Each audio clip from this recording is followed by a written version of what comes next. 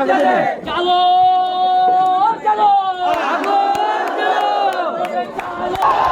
মধ্যবাজার আওয়ামী লীগের ব্যানারগুলো ছিঁড়ে ফেলা হচ্ছে। বৈষম্য ছাত্র আন্দোলনে তাদের অস্তিত্ব হারা করে দিয়েছে।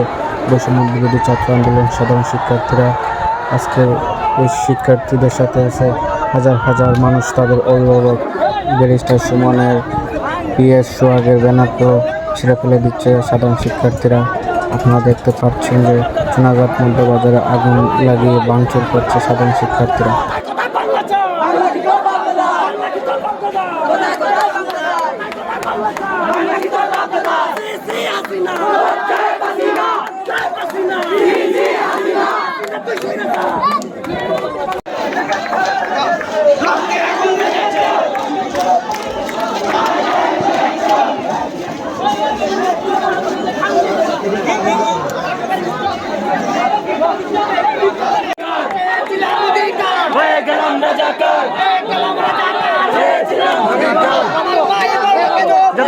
জবাব দে, আমার ভাই মরল কেন?